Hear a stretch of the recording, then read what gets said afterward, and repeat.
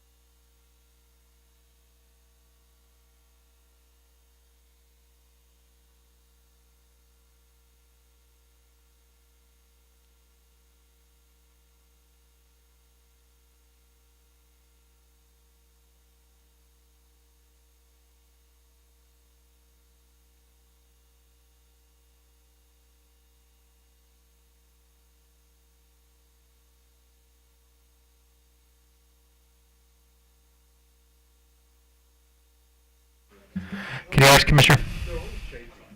Mic check. Okay, you're good? You can hear us? I can hear you. All right, we can hear you. Okay.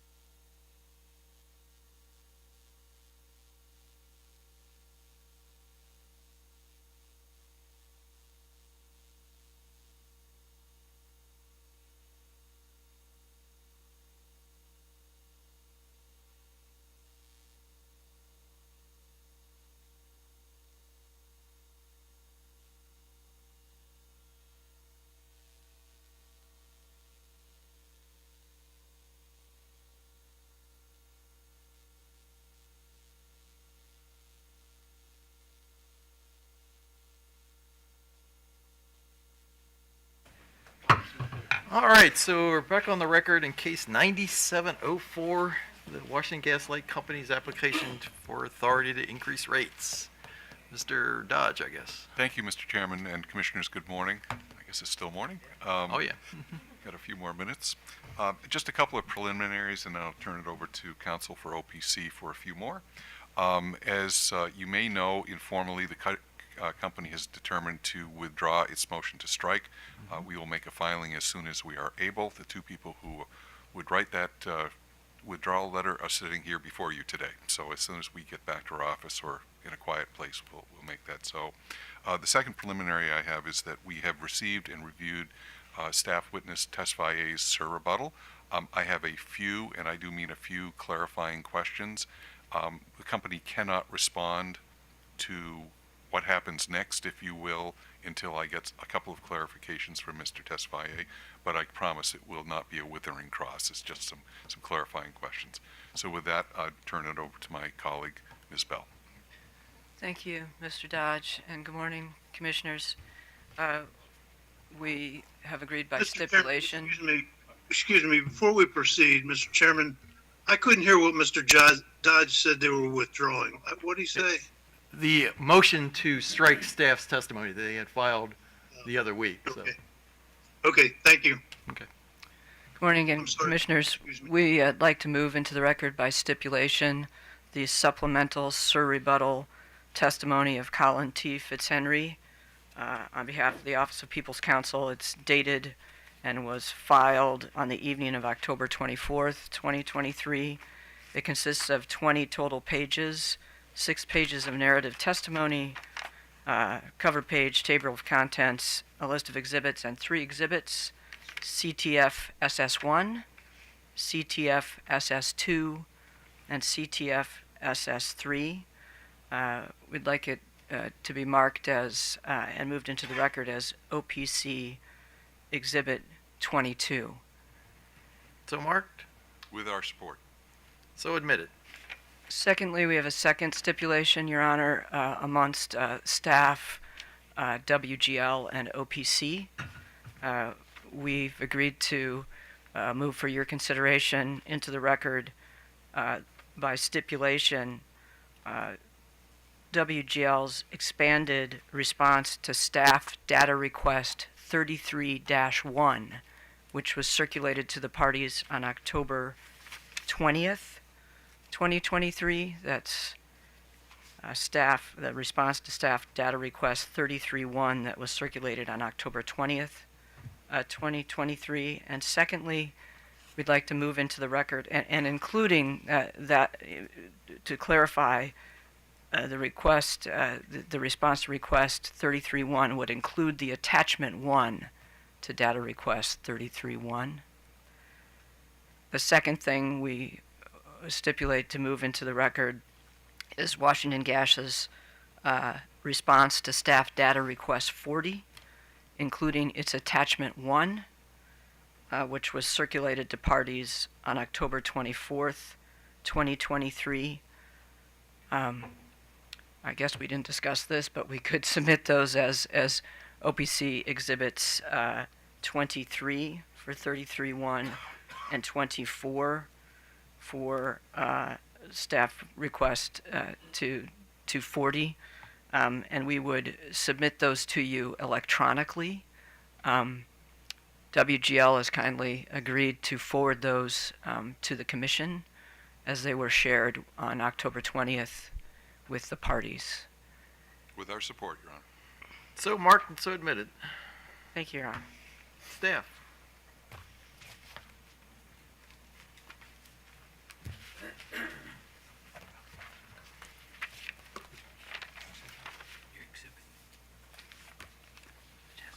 Oh, that's one we filed today?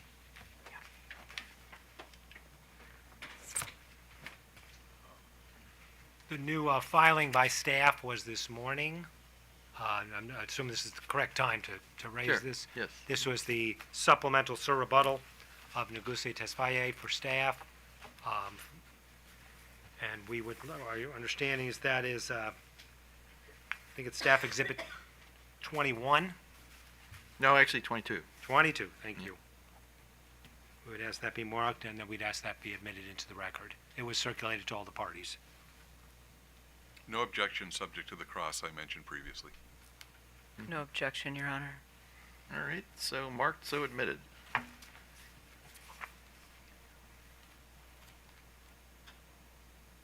What is the order? I know we had,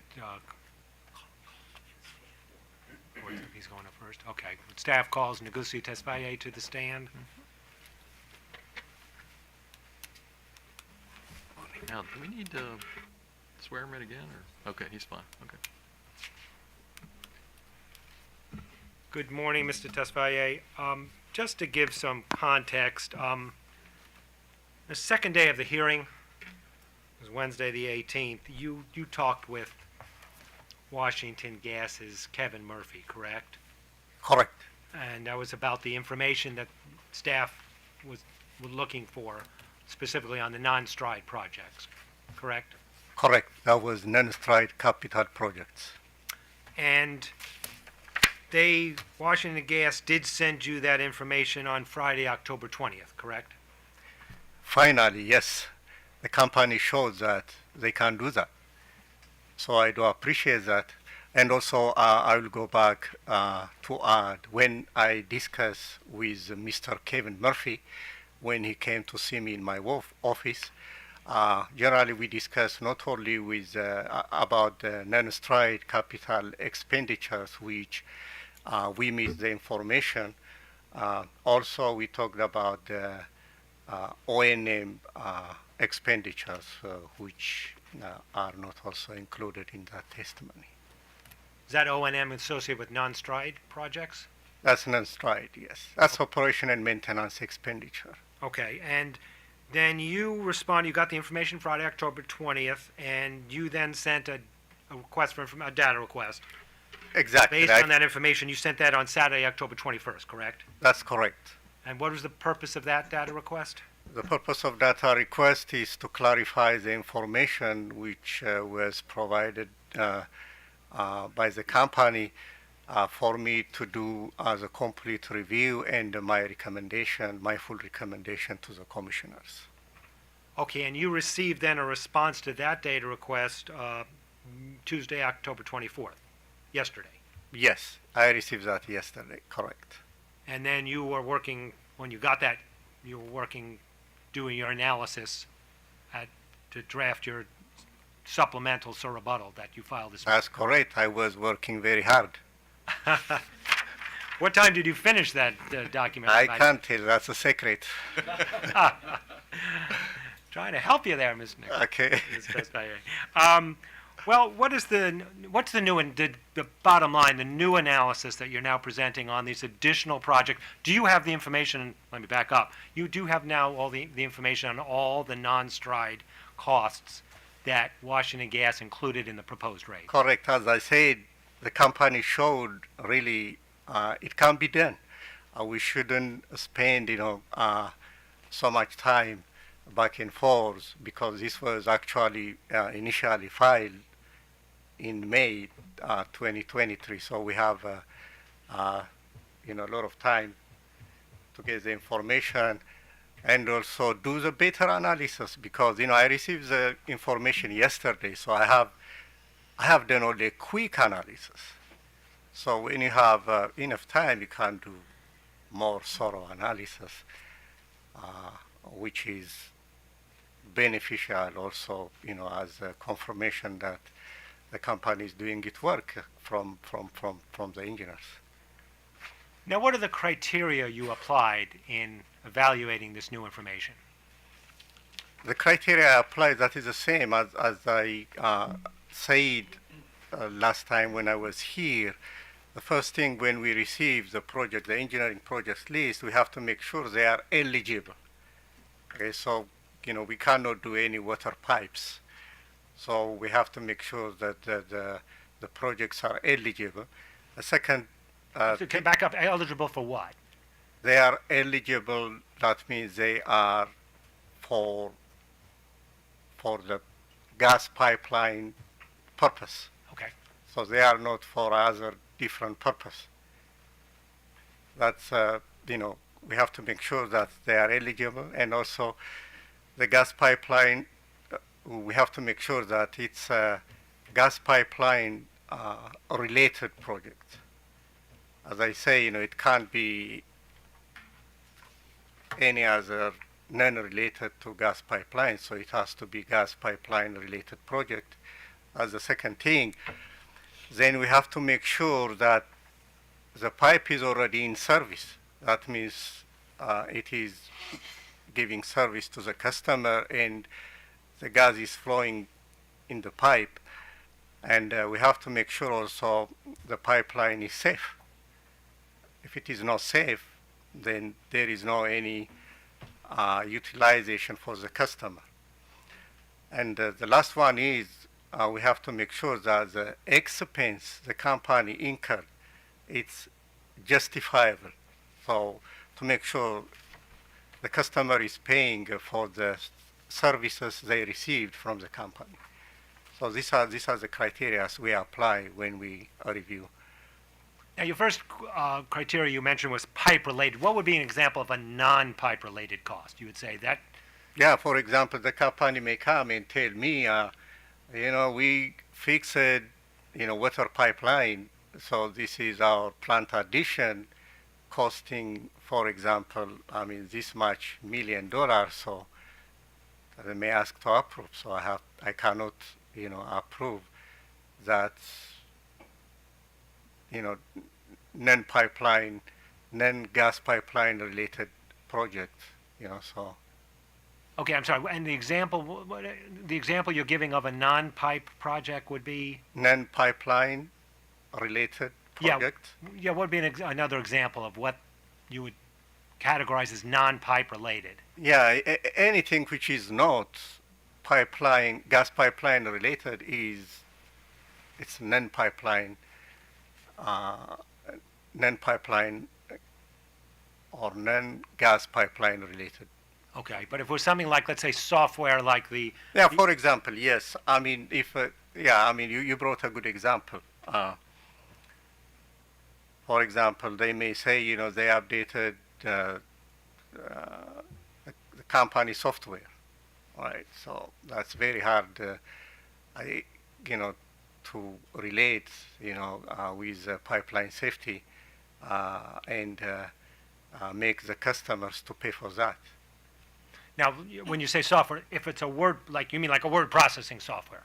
Right. Right, they upgrade to like a new version of Microsoft Word. What about a piece of software like the Optimane, these other software programs that sort of do this probability analysis of when facilities have to be replaced? Would that be considered a pipe-related cost? That is clearly pipeline safety related. When I say softwares, I want also to say that if that is related to the pipeline safety, yes, I actually, admit that's very appropriate for the company to recover, including it can be like there is one project I approved for the company. I think they fixed the water pipeline which they use at a storage site for safety related, right? That's appropriate because we are also about pipeline safety. Now, what would be an example, turn it around, of something you've recommended disapproval of recovery because it's not pipe related? Yeah, I can be very specific to the information which was provided to me yesterday. For example, if again, to your question, you asked it not pipeline related? Right. What would be an example of something you've recommended disallowance, you're saying it's not pipe related, therefore not eligible? Yeah, for example, I think, as I said, there is a specific purchase of a piece of land or property, right? Which, I don't understand, why it's a pipeline related, or I think there is some kind of office improvement for the tenants of Washington Gas in Washington, D.C. They spend a certain dollar amount, they ask for recovery. So these are a type of examples which we can have a very honest discussion why they can be pipeline safety related, but in the given time and the space and information I had, I didn't consider them pipeline safety. Okay, and now to finish up, just looking at the second criteria, what do you mean when you say to be eligible for recovery, that project, the facilities must be fully in service? What would be an example of something that's not fully in service, just partially in service, that you would Right. recommend rejection? Again, the company filed also partially completed project, so I needed more information on that one to understand, because as I said, when I do review these projects, I have to, after I review the eligibility, it's in service and it's safe, I have to make sure also the customer, for what they are paying, they are getting service. So if the pipe is not in service, that means the gas is not flowing in the pipeline, meaning the customer is not getting any benefit for that. Even though, these are necessary work the company need to do in order, through the process, to supply gas to the customers. But for me, the customer should pay only if that is used and useful. And just to follow up on that, let's assume they extend a main by a mile to extend to a new residential development. The gas is in the main, and there's, let's say, 100 services, that is laterals to connect 100 different homes. Let's assume they've come to you and they've installed the services to 75 of the 100 homes. Is that a completed project, or is that a partially completed project in your evaluation? That's a good question. So you say 75%, right? Right. We have to make sure the main is carrying gas. That's, if the main doesn't carry gas, then it doesn't go to the service lines. Then you have 75% of the houses, they're already getting the gas. That means the gas is flowing to each individual house and the customer can use that gas, right? So that's why I asked that specific question to the company. I want to know, because I want them to award, for the portion they already gave service to the customer. At the same time, I don't consider it's used and useful for remaining 25%. So in this case, 25% should be disallowed and 75% should be allowed to the company. Okay, so it's sort of a pro rata approach when it's a main. Yeah, I have to do the calculation. I need to know that information from the company. If they tell me it's partially completed, then I have to go to my rate regulation, which said it has to be used and useful.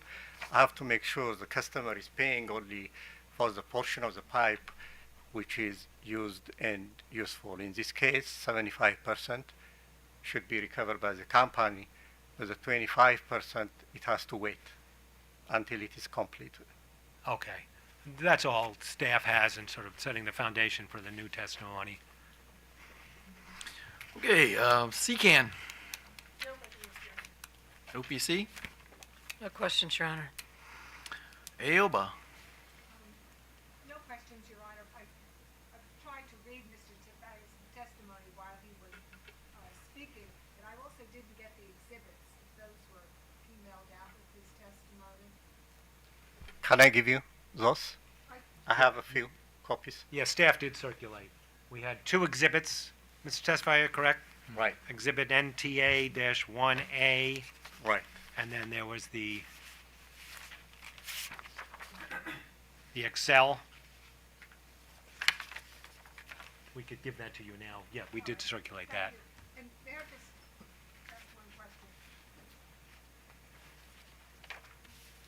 Since I was trying to read it on my phone while he was speaking, Mr. Cifeo, what is the bottom line recommendation on your revenue requirement from your supplemental testimony? Yeah, I did. I updated the table one, if you remember, from my theory beta, Right. right? I did based on the provided information for 143 million of those capital expenditures. Okay. So actually, I added, based on the information which was given to me yesterday, I added more disallowances by calculating, the uh, portions of the pipe which are not in service and are not used by the customer. So you will get, if you have my supplemental testimony on page 7, I don't have it. You don't That's have it. at a disadvantage. so I am happy to provide it. Thank you.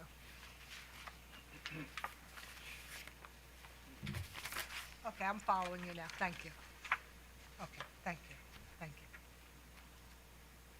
Page 7 and page Okay. 8 and page 9.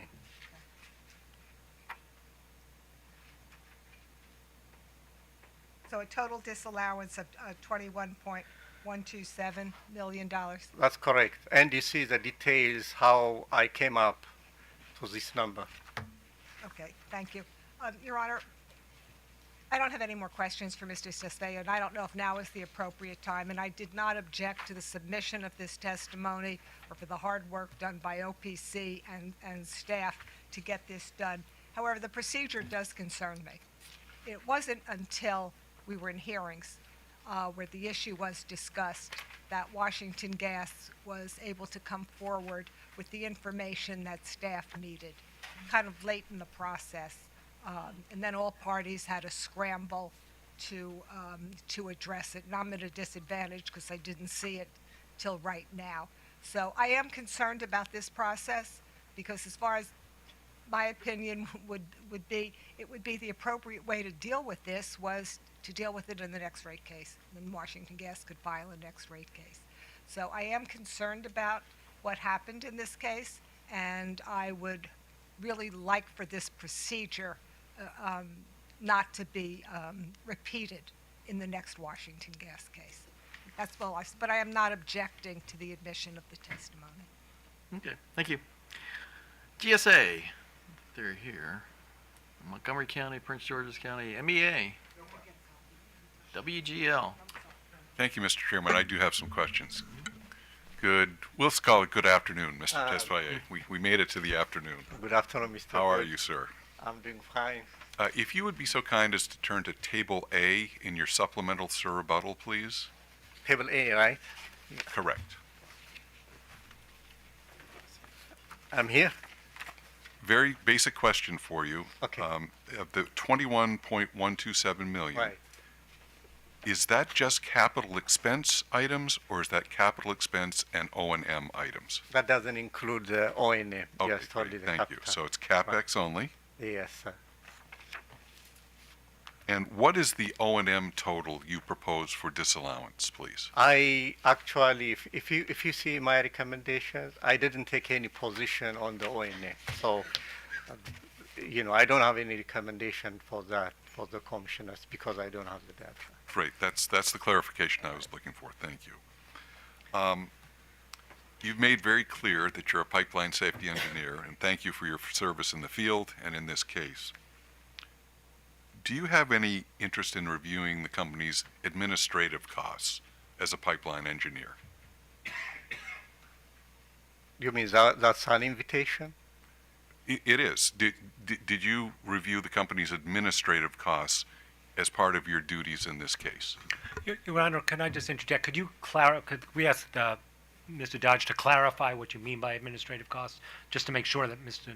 Tesfaye is responding That's a fair correctly? question. Thank you. I would roughly define administrative costs as the costs of managing the company by its management professionals.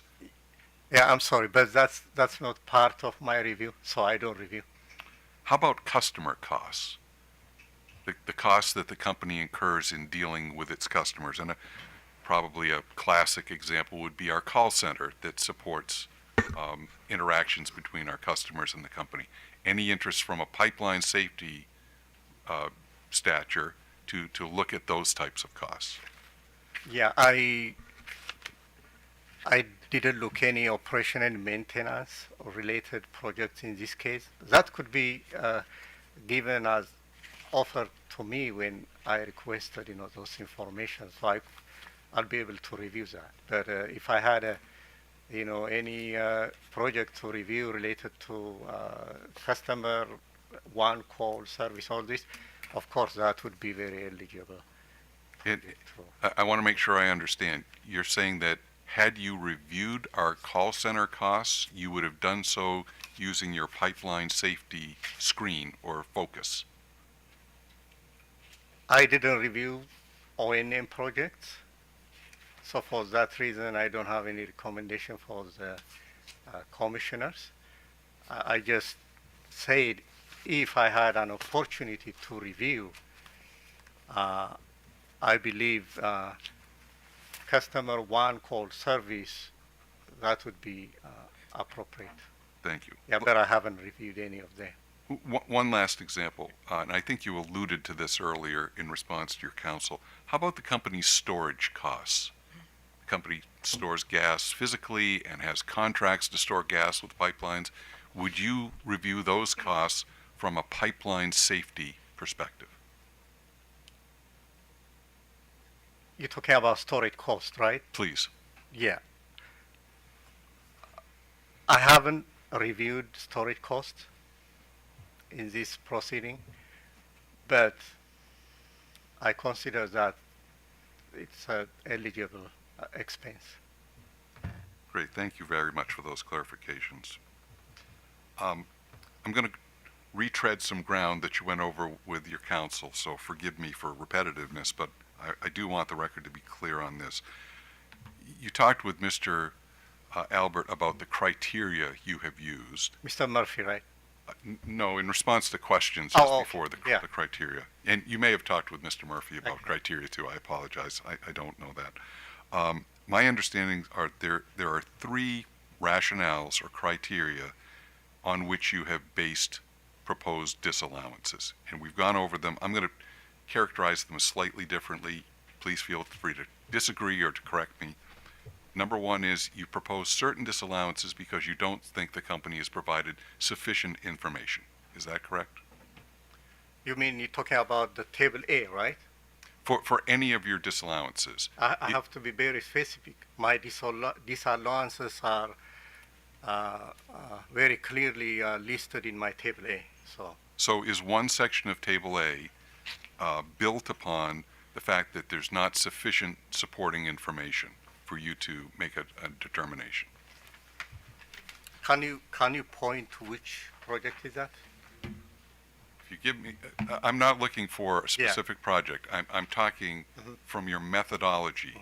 Is one of the reasons why you said can't go into rates that I don't have the sufficient information to make that determination? In this case, not. I got all the information. Okay, so great. All these recommendations are based on my specific. So we can cross that one off the list as one of the reasons. That's why I say point me, Mr. Dodge. If you can't point me, I can't discuss about that. So. Well, I've had your testimony for an hour or so forgive me. I got yesterday. Yes, I understand. We'll talk offline more about that and maybe read the prologue to the motion to strike. Okay. Another criteria that you used, and I think you've been very clear on this, if a capital expense does not support pipeline safety, in your view, it's not eligible for rate recovery. Is that correct? If it is not pipeline safety related, then it's not eligible. But I can't say but, okay? So it may be some expenditure which the accounting can review that. It doesn't mean, everything, all your revenue requirement is related to the pipeline safety. So there are some expenses which are not related to the pipeline safety. So they have to be reviewed by the appropriate division because I don't have expertise on them. So you may see some of my disallowances. Maybe the accounting may say they are good to go. But I saw them from the pipeline safety point of view. So I'm not saying, as far as, it's reviewed by the accounting division, they say it's okay, then it can be, you know, I'm can be good. very grateful for that clarification. I think you struck on something that has been a disconnect between staff and the company.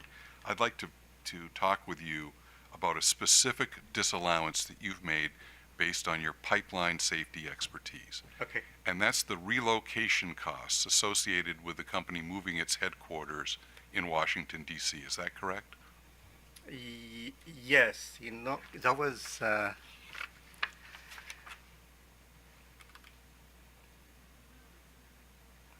do you know the?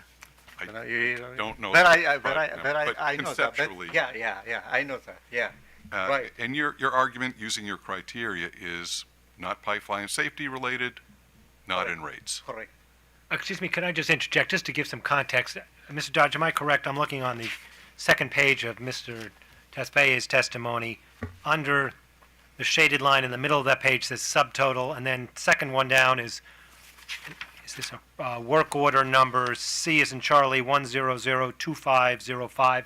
Is this the project? I think it is. I don't have the testimony in front of me. I shut down my computer so it didn't start beeping as the power died. Okay, I just want to make sure Mr. Tesfaye has something in front of I'll him. give you one copy. Great, that's fine. May I approach Your Honor to get my one Sure. copy?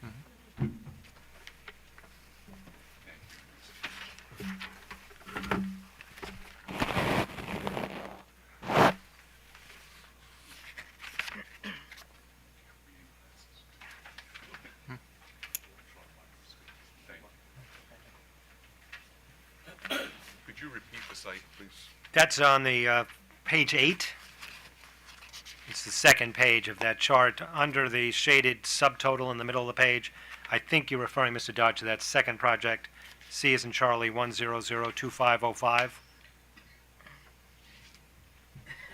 So the second one under the shading. Yeah. Correct. That's exactly what I'm trying to refer Right, to. right. Thank you for bailing me out there, Mr. Alford.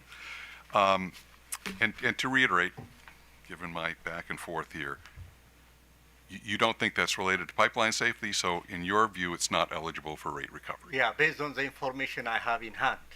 Understood. Yeah, I Understood. mean, we can't discuss, we can't show me, demonstrate how is that is related. That's all about.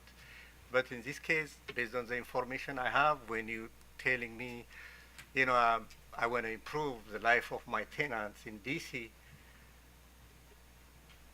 new air conditioning or something like that, I don't see any benefit for the customer in PG County to pay for that. Unless you give me you show me, demonstrate, you know, that it's really pipeline safety related, because my tenant in DC, if he's not receiving those benefits, it can be so not safe for the customer to use its pipeline. So I view it in that context. Well, let's get a little more basic. The tenant in this instance is the company itself. Do you understand that? This is the company's headquarters where management and supporting staff work. Understood that. So this is not a residential Understood building. that. Okay, great. Correct. So again, your view is if management and upper management, uppermost management are not directly supporting pipeline safety, it's not eligible for rates. Is that correct? Yeah, as far as it's not demonstrated in the information fully provided to show connection between pipeline safety and the benefits that your tenants or employees get, then it will be a non-pipeline safety related. Now, I'm going to follow up with a bit of an unfair question. Are you aware that the DC Public Service Commission requires Washington Gas to maintain its headquarters in Washington, D.C.? Honestly, no. Would you accept that subject to check? I'm open for any technical information to make acceptable, you know, your expenditures. Sure. I'm asking you to accept something different, that a neighboring commission has ordered us to keep our headquarters in Washington, D.C. And I can give you its formal case number 1142 before the Public Service Commission of the District of Columbia, and it's one of our merger commitments that we shall maintain our headquarters in Washington, D.C. Will you accept that subject to check? Again, I should be focused on the pipeline related pipes in the ground, how safe they are, and also their eligible cost. Again, I say, I'm not saying it's 100% not eligible, but we have an accounting division who can look into that and make your expenditures eligible.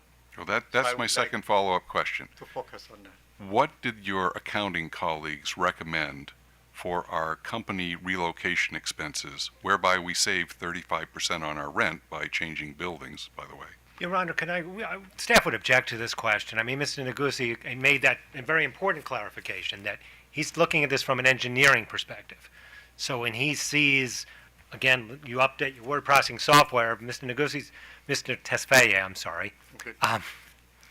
Mr. Tesfaye is not saying this is not a prudent cost or prudent investment for the company. He's simply saying, I'm an engineer. I'm looking at it from the engineering perspective, the pipe safety perspective, better word processing software. I can't recommend approval of that, but he also made very clear the accounting division would act on that. So I don't think it helps to ask Mr. Tesfaye to opine on what is an accounting issue that he readily admits he has no expertise about. If I may be heard? Sure. First, Mr. Tesfaye opened the door by mentioning accounting colleagues, number one. Number two, I'm not asking him for an accounting conclusion. I'm asking him if he knows what his colleagues in accounting concluded. And number three, this is the nub of the dispute between the company and staff. We have a very sincere, diligent, dedicated employee who's recommended tens of millions of dollars of disallowances based on just the lens of pipeline safety. This commission has never, to my knowledge, looked just through that lens. There are other divisions within the commission that examine those same rates using their lens. And the company's relocation is a classic example. Of course it doesn't directly support pipeline safety. That doesn't mean that the pipeline safety engineer's word should govern here. So I'm just trying to find out, okay, we know what this witness's position is. What did accounting say about this? Well, it strikes me that those questions should have gone to the accounting witnesses, so I'm going to sustain. They didn't present an accounting witness, Your Honor, on this point. That's my point about the dispute between staff and the company. I understand, We never but- had the opportunity. I understand, but I think this is an issue you can address in your brief, so. We will do so. Thank you, Your Honor.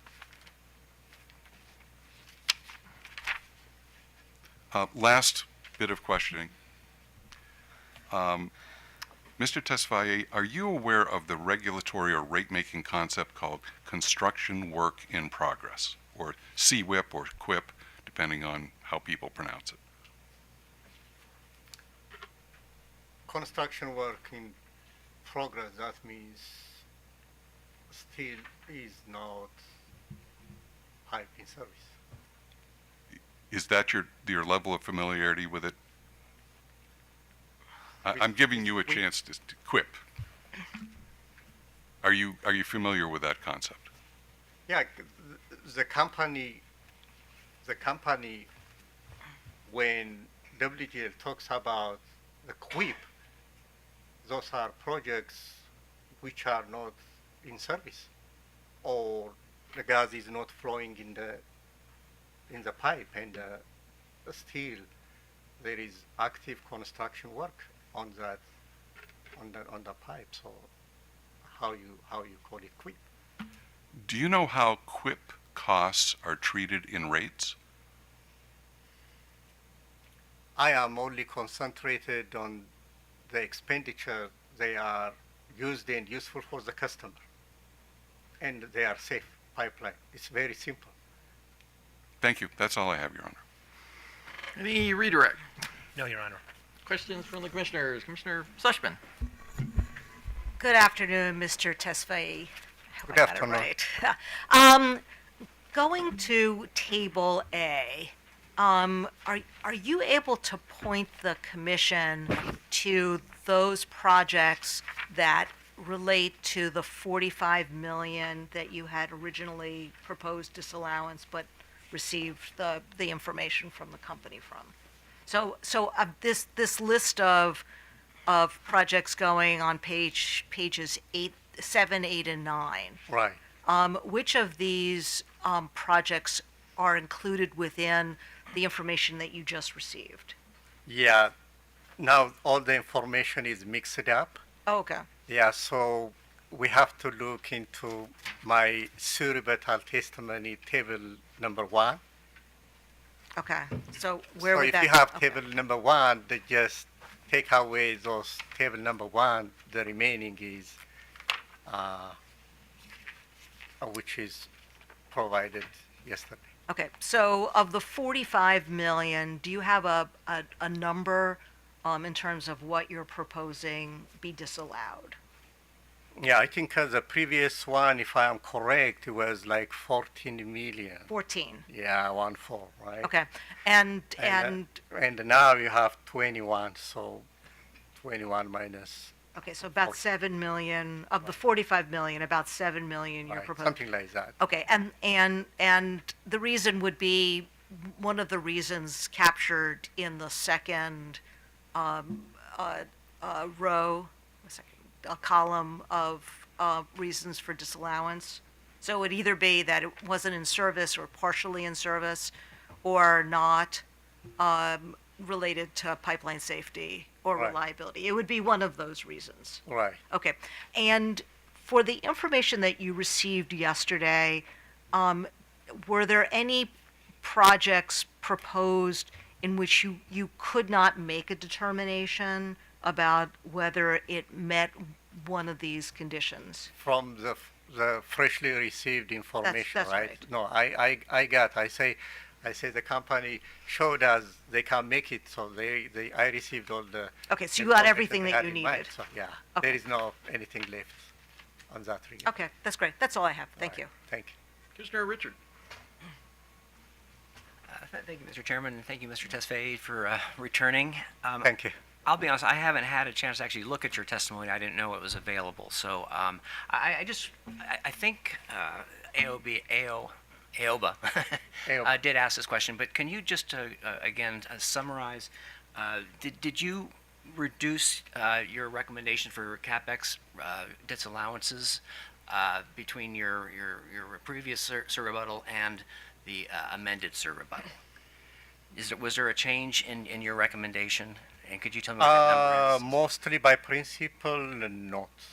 Not, okay. No, yeah. So my recommendation for non-stride capital expenditures Okay. and for the post-test year, it didn't change. Okay, so you The way, still yeah, still have the same the disallowances. measurement is the same. Okay.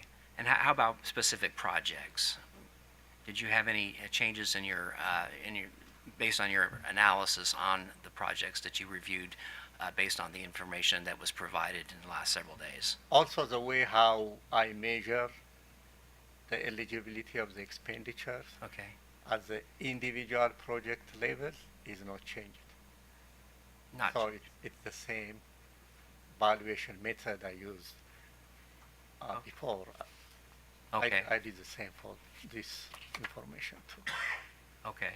And could I ask specifically, when you were looking at the various projects, did you look at variances at all? Did that influence your recommendation on allowance or disallowance of the capital expenditures? Yeah, that's the costs, right? Mostly for the costs, I did a review because I asked vast, maybe 155 more DR questions for the company.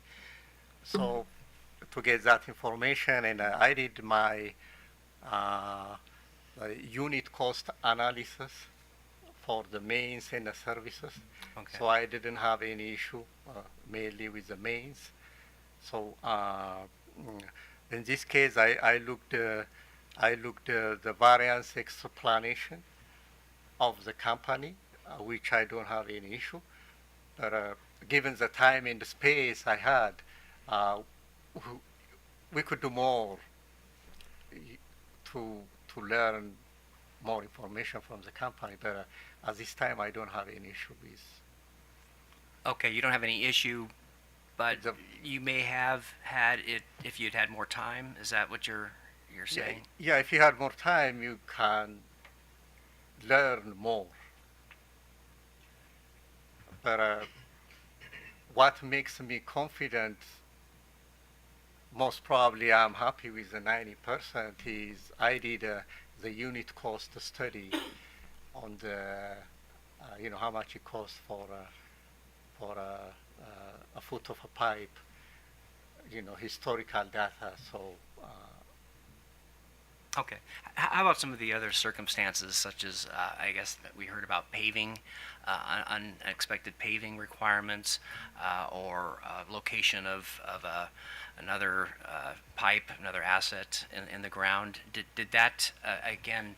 Did you make any determinations based on some of these specific circumstances that impacted the variances? yeah, I in this provided information the company gave to us, you have a project list and also the expenses. You don't have a price breakdown which break down to the paving contractor and material cost.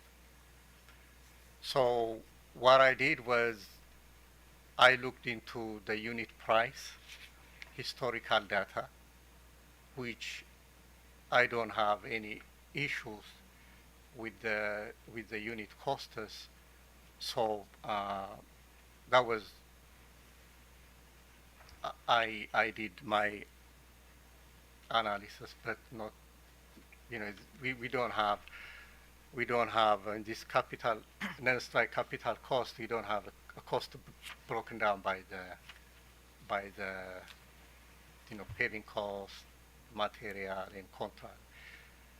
And given the fact that it was very difficult to get all this information, so if you had this filing completed with the original filing the company submitted in May, we may go, look into further details of the individual project too.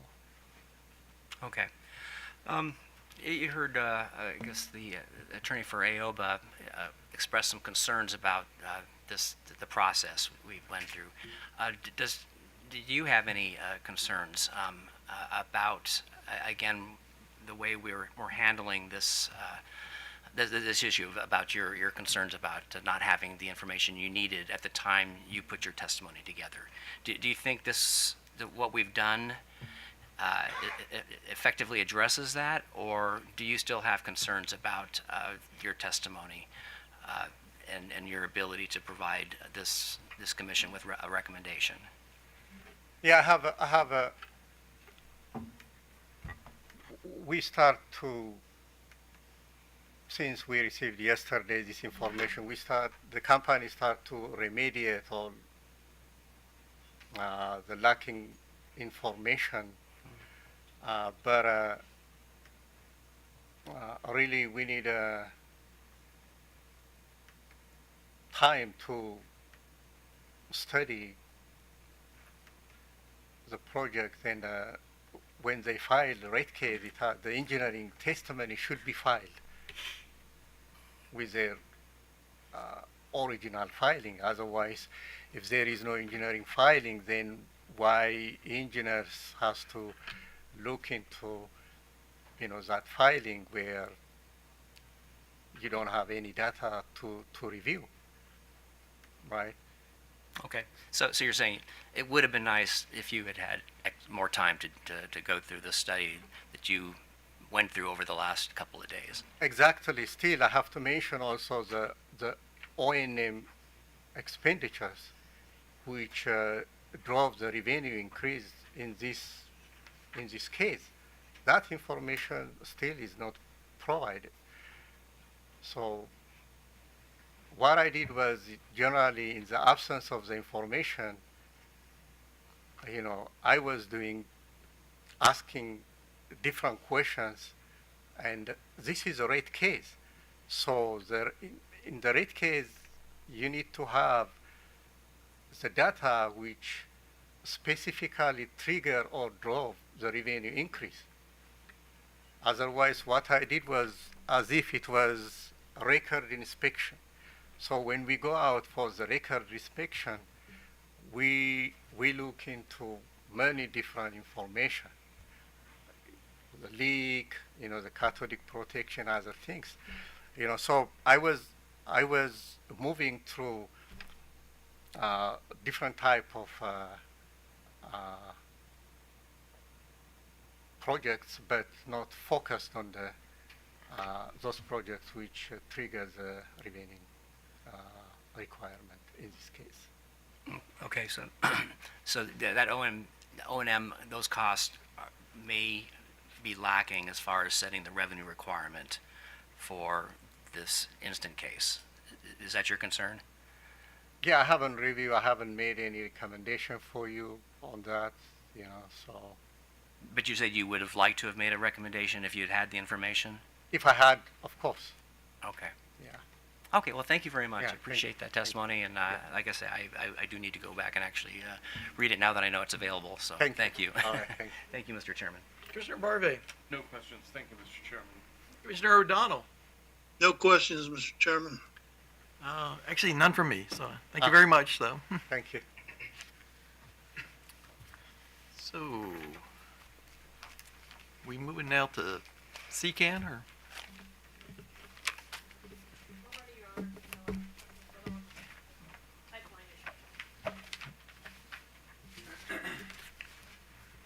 By the way, we do have extra copies of Mr. Tesfayer's supplemental that we filed today if anyone needs. Yeah, Ms. Francis could use it.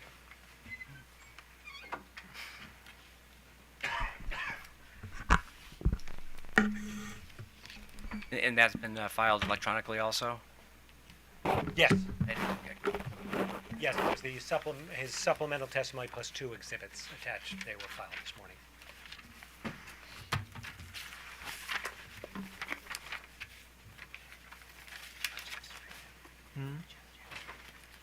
Not really. Kind of skimmed it, so.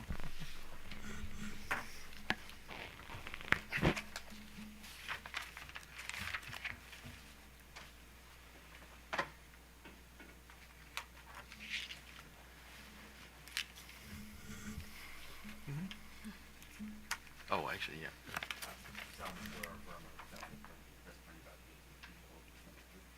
I do. Good afternoon. Hi. Could you state your full name for the record, please?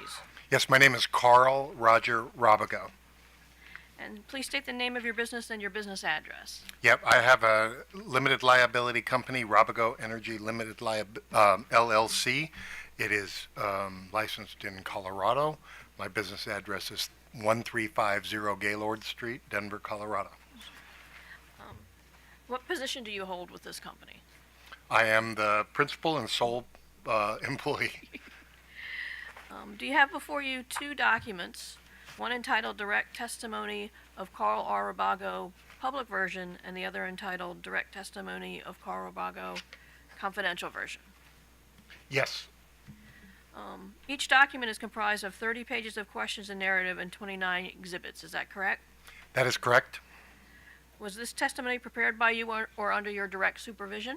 It was. Do you have any corrections to your direct testimony? I do have a few. And I'll note that I addressed some of these that you guys, the attorneys, helped me address some of these in an errata filing.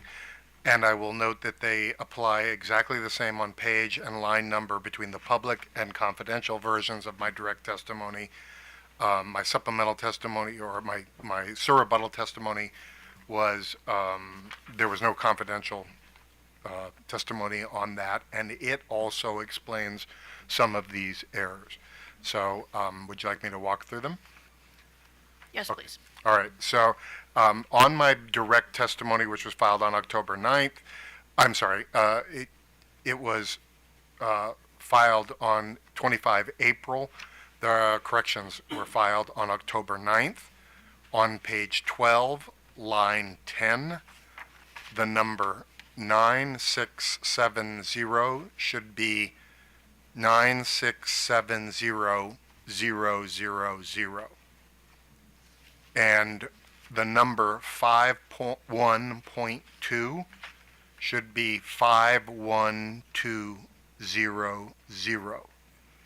I will note, and this was not captured in the errata, that error on the 5.1 number carried over to page 13, line 2, where 51200 is the correct number and should replace 5.1.2.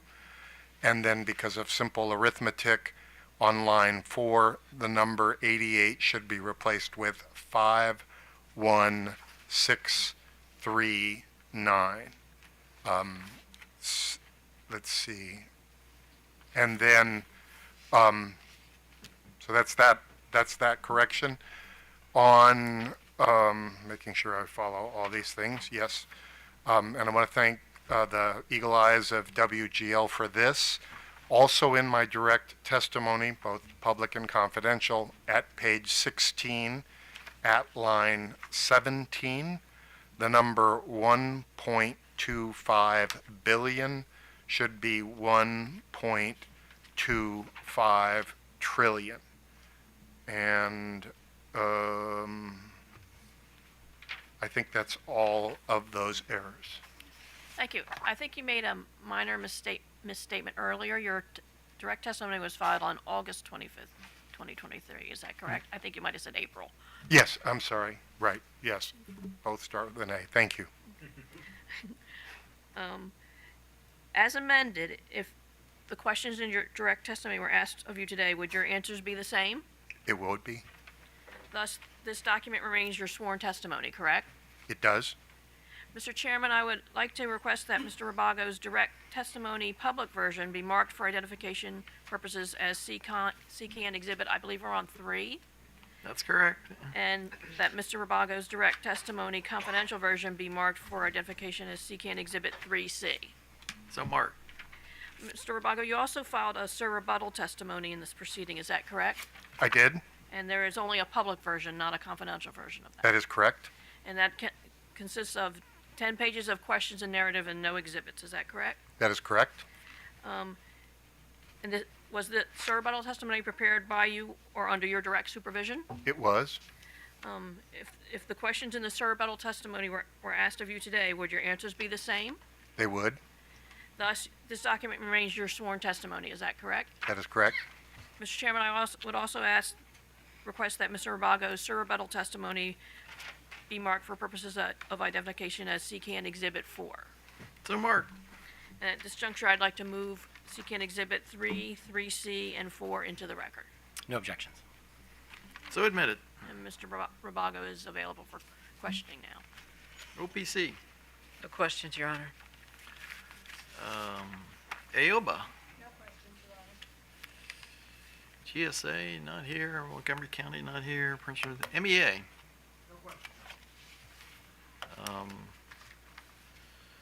WGL. Thank you, Your Honor. I have a few questions.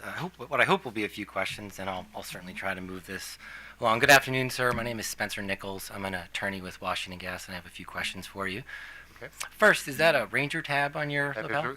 It is a Ranger tab. Thank you for your service. So, sir, is it fair to say that in both your direct and rebuttal testimony, you recommend the commission only approve the company's cost for greenhouse gas reduction programs if the company provides more information about those programs?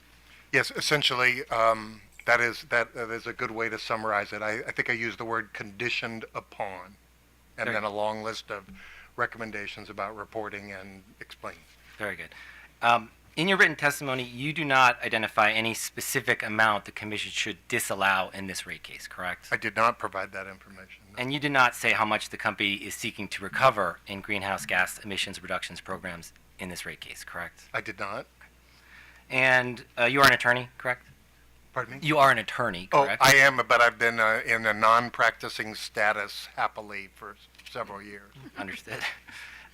And in preparing your direct testimony, you did review some statutes, correct? Yes, And one of those statutes was the Maryland Climate Solutions Now Act, correct? right. And are you aware that that statute went into effect in June of 2022? Does that sound right? That sounds right. And I'll direct you to your direct testimony at page 3, lines 8 through 11. Okay, let me get.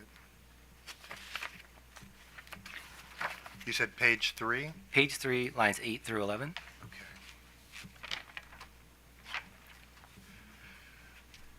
Okay. Excuse me just a second.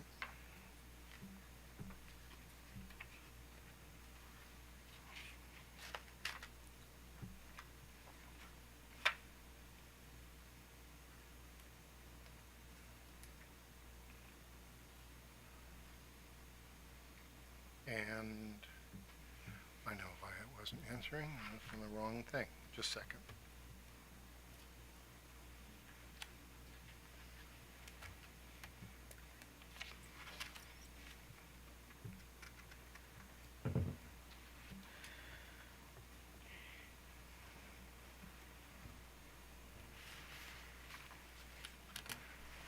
Okay, I've got it. Thanks.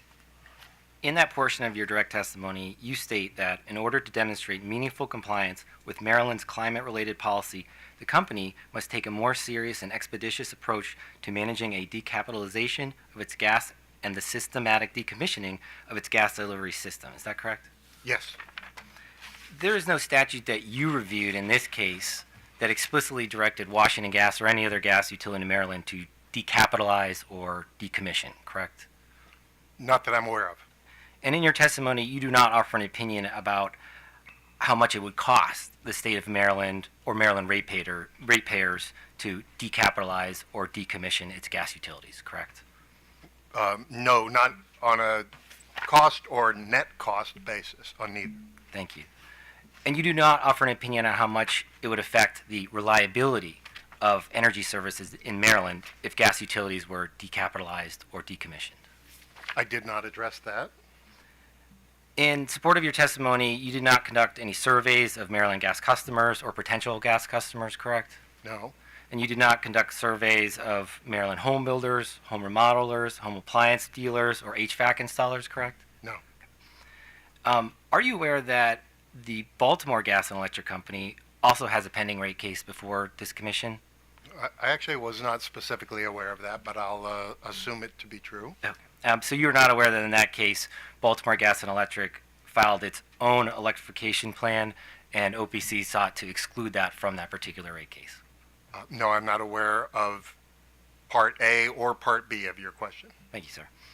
And you stated, it states in your CV here that you were a commissioner of the Public Utility Commission of Texas. Is that right? I did serve them, yes. Thank you for that service as well. Does the Public Utility Commission of Texas regulate gas utilities? It does not. Have you ever been employed by a gas utility that was ordered to decapitalize or decommission? Employed by? No. And are you aware that the director of the Maryland Energy Administration also filed testimony in this case, stating that the state seeks to determine whether there is a viable, cost-effective path to use existing gas distribution infrastructure for alternative cleaner fuels? These questions clearly cannot be answered in a single utility's one-year rate case. I don't recall that specifically, but I'll take it as true. Thank you, sir. That's all the questions I had. Staff. Staff has no questions for this witness. Thank you very much. Redirect. No redirect, Your Honor. Questions from the commissioners. Commissioner Barve. No questions, Mr. Chairman. Thank you. Commissioner Richard. Thank you, Mr. Chairman, and thank you for being here today and for you and CCAN's testimony. I just want to understand a couple of things in your testimony. You talk about various scopes of greenhouse gas emissions, I believe scopes 1, 2, and 3. Yes. Can you just help me understand, what is included in each of these scopes? And then I think you talk about company programs that would address those various scopes.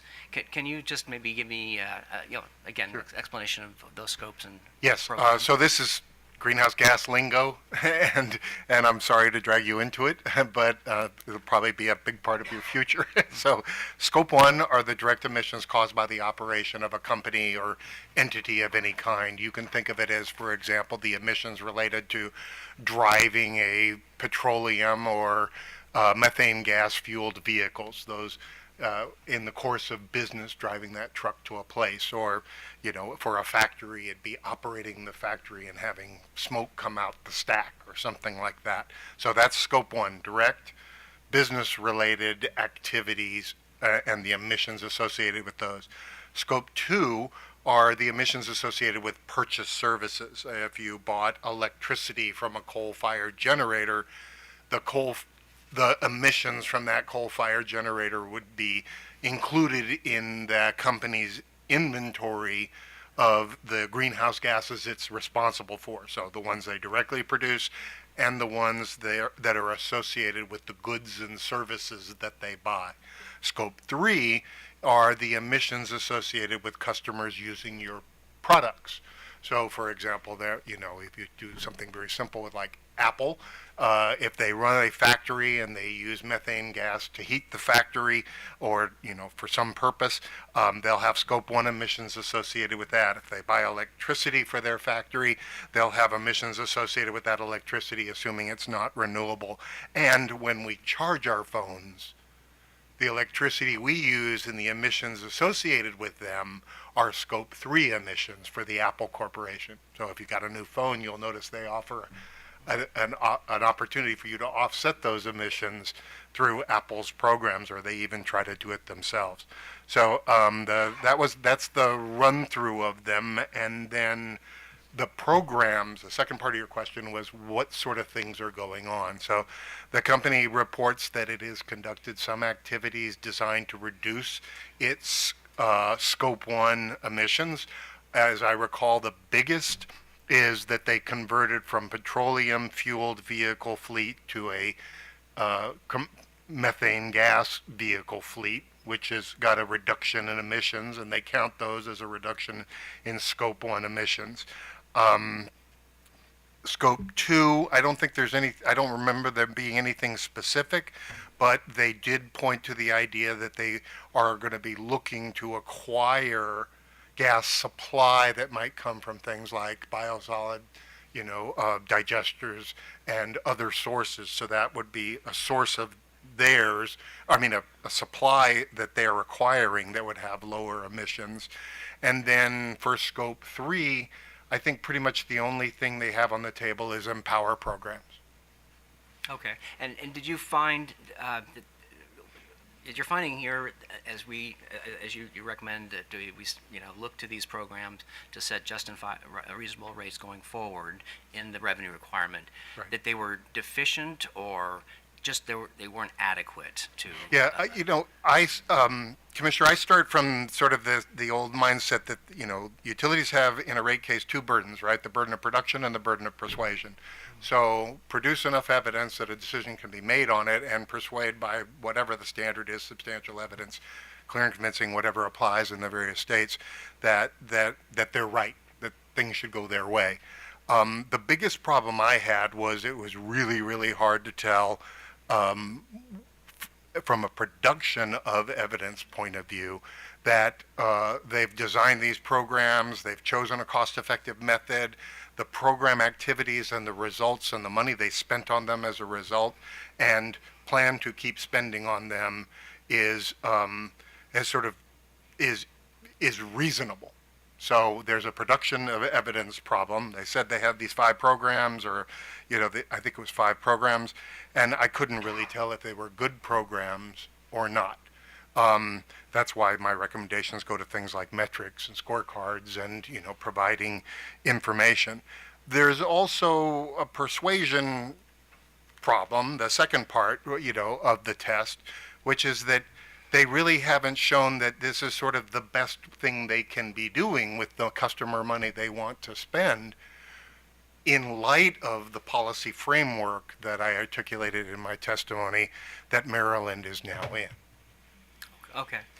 Um, so in the context of a historic test year, which is we're looking at, what I guess probably goes to the company question as well. What is it that we have before us to act on in this rate case? If for the most part it sounds like you're finding the programs in place are at least prudent, nothing is wrong. Is that correct? No. With them, what are we to do with the recommendation that the commission only approve the inclusion of those programs' cost in the revenue requirement in this proceeding? So I tried to hedge this a little bit. If the goal is reducing greenhouse gases associated with the provision of service by WGL, I concede that there is some potential for each of these program efforts to make at least small reductions in greenhouse gases. I don't think they're anywhere near the magnitude. I don't think they're anywhere near within the sort of the context of that the policy requires. So I didn't say they should all be declared unallowable, but they need the documentation. So I think of it as kind of like those ordering paragraphs that end up at the end of a commission order in a rate case. Is these are approved conditioned upon the following sets of criteria which the company shall follow and provide in any subsequent rate case. It's that framing that because I don't want to throw out any good reductions that have been there, or propose that you do that. I don't have to do that. It's your call. but I don't want to wait for case number 9707 or some unforeseeable pattern of events for them to get their act together. We got a Climate Solutions Now Act on the table, as you well know, and the company is not even asking, for example, did not ask for any money in this case for things like getting serious about the transition away from fossil-based resources. And while it is a historical test year based rate case, the minute you get to rates, you're causing costs that customers will pay in the future. And while I understand 9707 is going to be a really big project for you all, rate cases are where the checks are written. So they needed to have come into this case saying, and we're staffing up, we're resourcing up, so we can do our job according to what Maryland policy is now, and I didn't see it. Okay, so there's this is probably more than they would go into the dicta of an order, but you're not recommending any specific disallowances or anything that would impact the revenue requirement in. I would parse it by saying, if you're not willing to demand more accountability from them, then you ought to just disallow those expenses altogether. But if you are willing to see these as a start, even if it's small, approve them, allow them the recovery of these costs, conditioned upon these continuous demonstrations of prudence and improved demonstrations of prudence for future rate cases. Okay, and I think that, yeah, it's maybe a lot of what you're proposing we try to accomplish would be in the context of 9707 and possibly even in stride. Is that would you agree with that? Or? Well, yes and no. I mean, I also made some other recommendations about revisiting the provision of incentives for customers to buy gas-consuming appliances, the inadequacy of information that accompanies the company's communications about gas-consuming appliances. So it's that's also in here, and it would relate. They spent money based on the way that old world was. We know 9707 is ahead. We also know that there are short action things that could be done. Another thing I mentioned was, the company cited as a sort of a defense that they have an existing tariff that says we're going to subsidize or socialize, I guess is the more common term. We're going to socialize new customer connection costs, and they didn't even they didn't do anything but sort of cite that as a shield.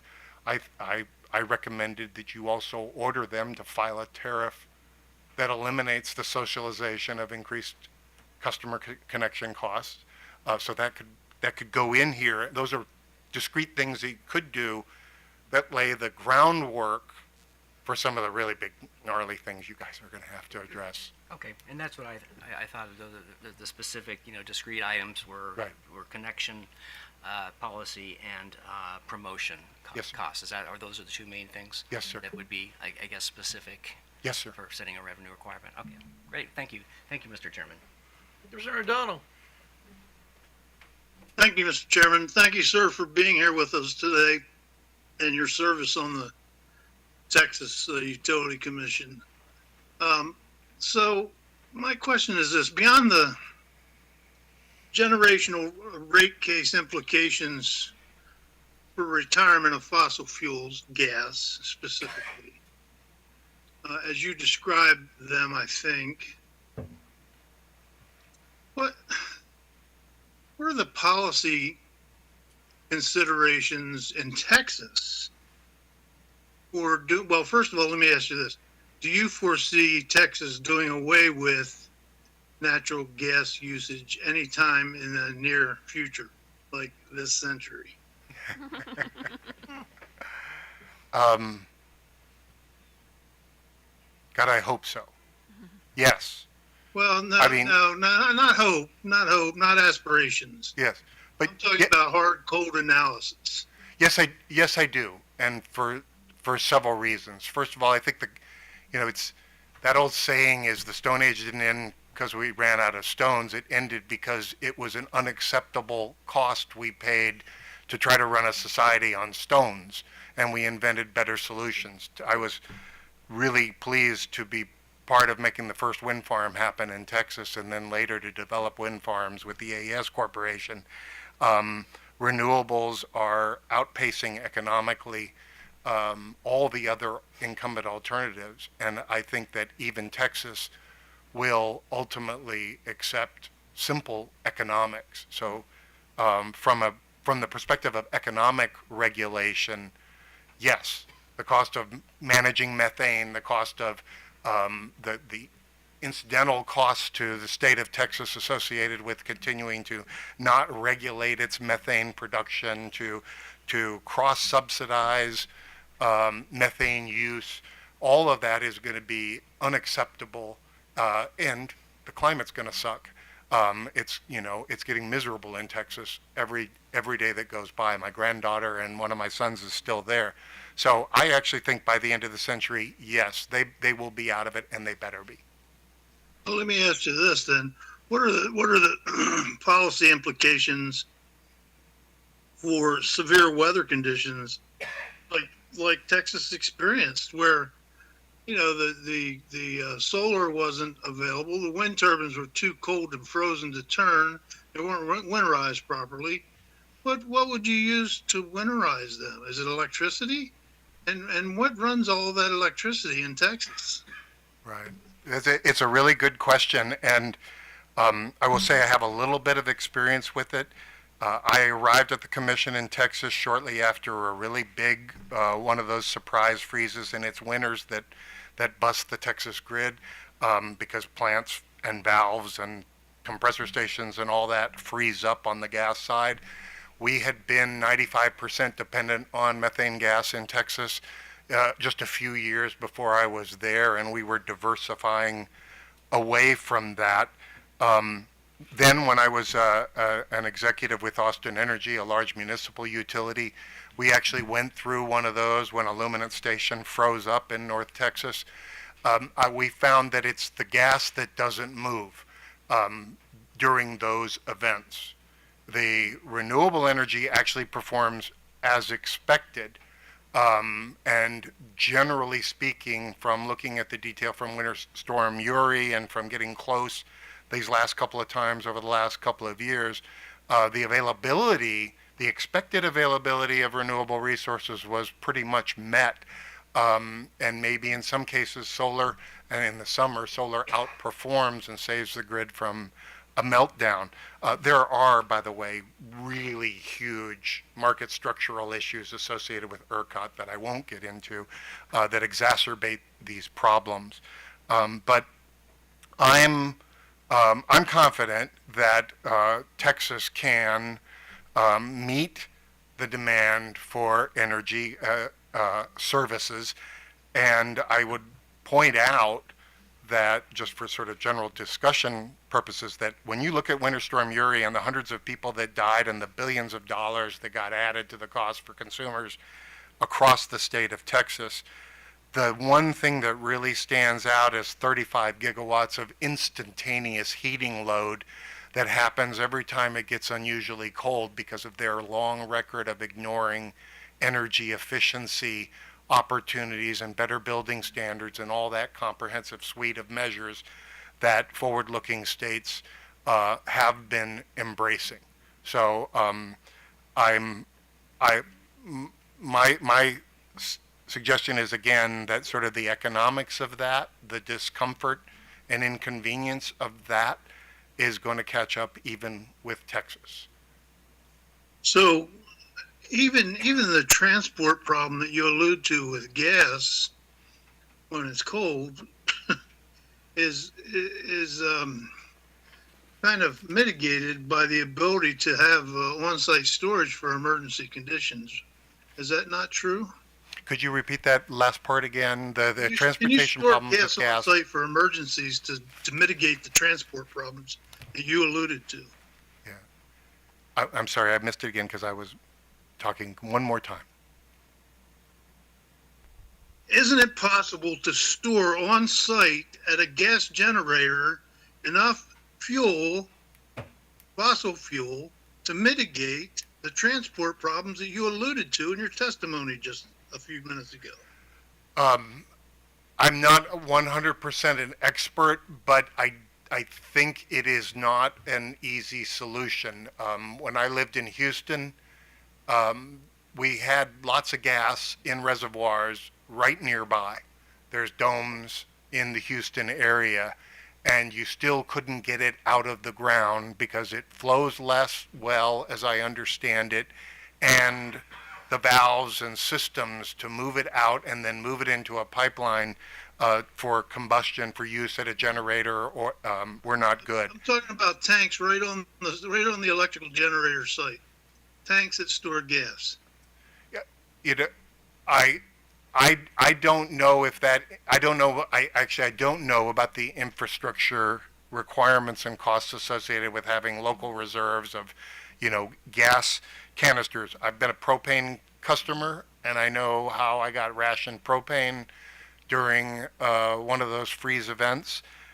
I will say, I have to admit, one of the good things about low pressure gas for residential and small commercial use is that it generally keeps flowing pretty well. It's power plants that, in the large volumes that sort of ended up being an issue and caused the ERCOT problems. So I can't discount the idea that there might be some sort of emergency storage capability, but I do know that we're not really fond of storing high combustibles in crowded areas, so that there may be a challenge, other challenges. Yeah, well, we got some pretty big tanks right in downtown Baltimore City. Right. Yes, I understand. But I'm not talking about canisters. Just to be clear, and I don't want to have my question minimized. I'm not talking about canisters. I'm talking about big tanks that look like fuel oil storage tanks or water storage tanks, except they're natural gas storage tanks. Yeah, I'm not enough of an engineering expert to say whether that's viable, but my assumption would be that given the marginal price of gas and adding on to it the infrastructure costs of the storage, I don't see how it could economically compete with the rapidly falling prices of electricity storage and the zero marginal costs of renewables. Yeah, I'm trying to separate your aspirational desires from realistic analysis. But I appreciate your answer and your responses and it being here today. Thank you. Yes, sir. Thank you, Mr. Chairman. Commissioner Schlichtman. Good afternoon, Mr. Rabago. I hope I pronounced your name. Yeah, it's actually Robago. Robago. Yeah, there's an Okay. accent mark on it, but it's Because I see the accent, and so I'm thinking I should stress that first. right. And It's an accent grave, as Right, opposed to okay. ague. Anyway. but we won't keep everybody here the rest of the afternoon. I actually wanted to shift focus and to talk about declining block rates because you mentioned it in your testimony on page 23, and mostly in noting one of the proposals coming out of WGL, and but then went on to talk about other things. I'm assuming that you support WGL's proposal to eliminate declining block rates for residential customers. But I wanted to get your take on staff's proposal to eliminate declining block rate structures for the remaining customer classes. I don't see any merit in declining block rates whatsoever, especially not in light of the Climate Solutions Now Act, but as just a matter of equity as well as economic efficiency. I get that theoretically you can spread fixed costs by increasing sales between rate cases, but all I've ever seen that do is drive increasing infrastructure costs. That's why you want to increase sales, so you have to spend more money and get more rate base. So I would fully support the elimination of declining block rates in gas, in electricity, in any regulated public service. Okay, so where we have, and regardless of whether we have a difference of opinion about what Maryland is proposing in terms of where we move forward. Yeah. But assuming that the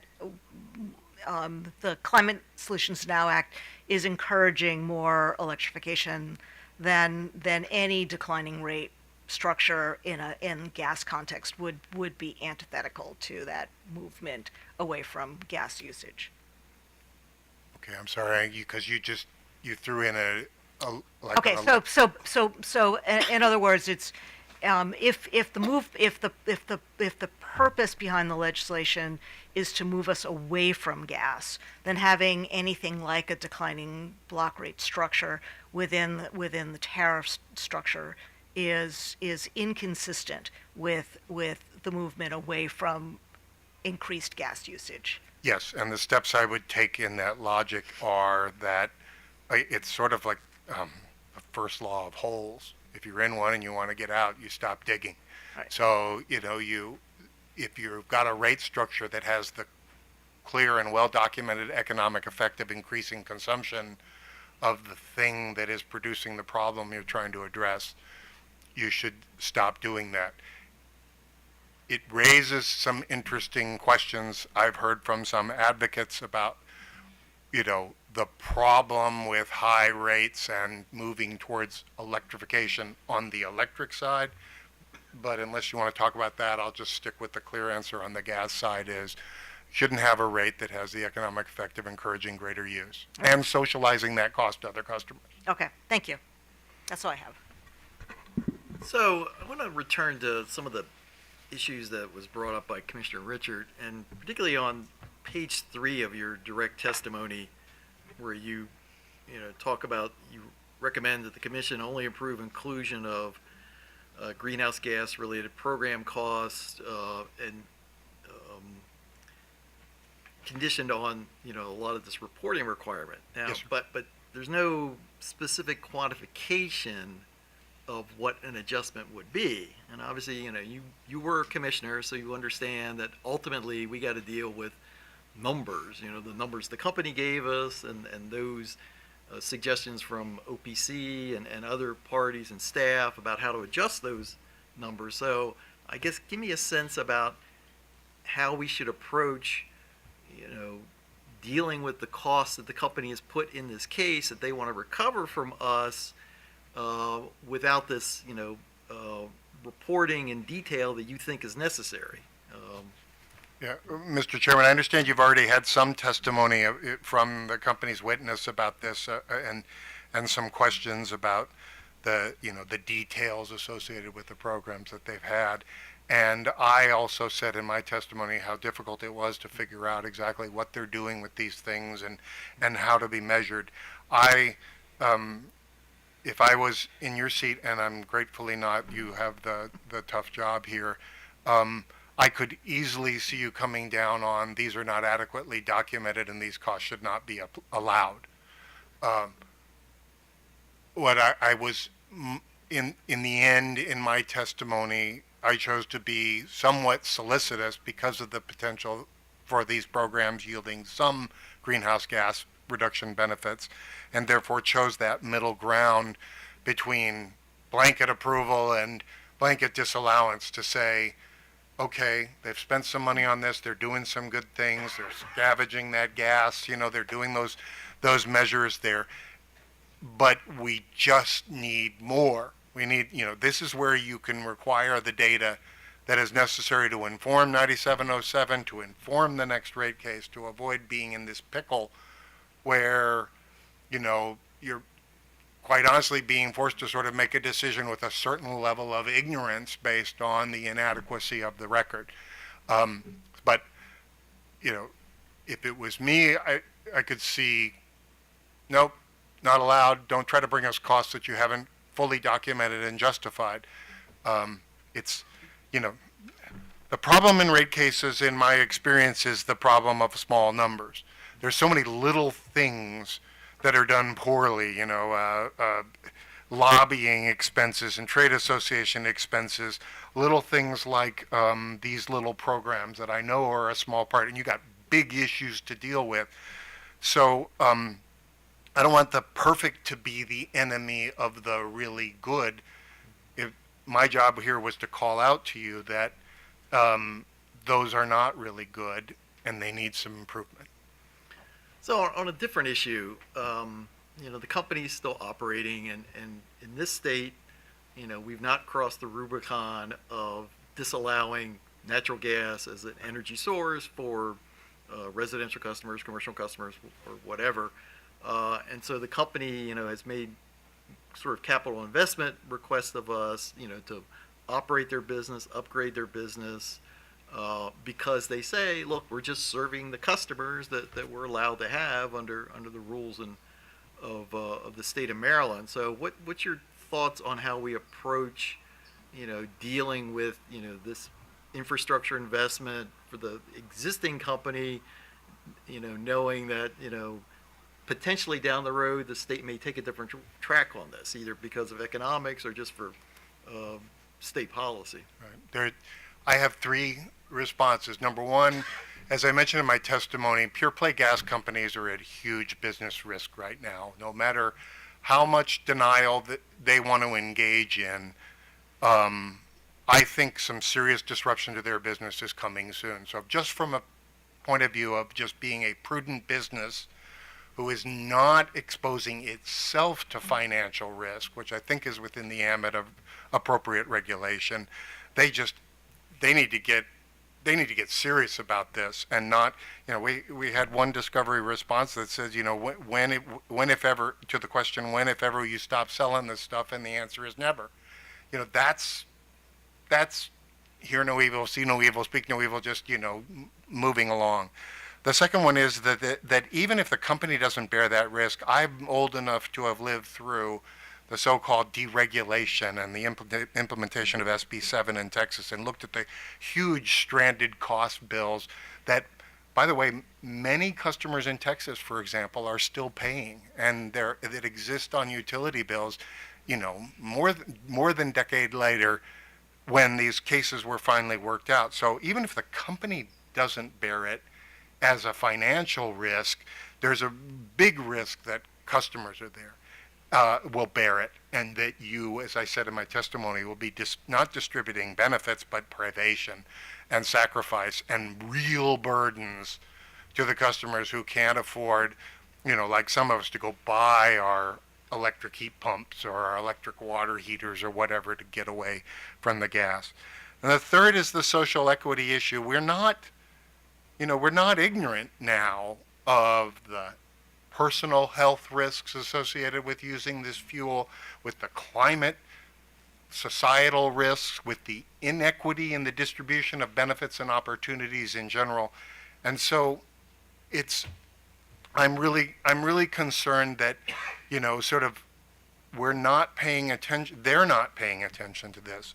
And so I think it's time to send that signal. It's just time to send that signal in every proceeding in which they appear before you, because if they don't get a consistent message from you and a clear message from you, they will kick the can down the road, so that the problem becomes so big that you can't bankrupt them, right? And that's not a good way to regulate. Okay, thank you very much. Yes, sir. Thanks for coming.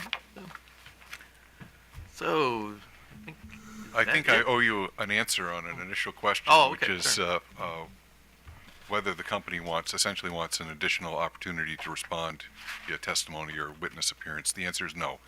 Based on what we heard today from staff's witness, Mr. Rabago, we're good to go. We'll proceed to briefing. Okay, sounds good. Mr. Chairman, I have my usual housekeeping question. Today we heard from the supplemental rebuttal of Mr. Tesfaye. Just wonder if you have that marked in evidence. We did mark it and admit it, I think. Thank you. So with that, we're adjourned. Thank you.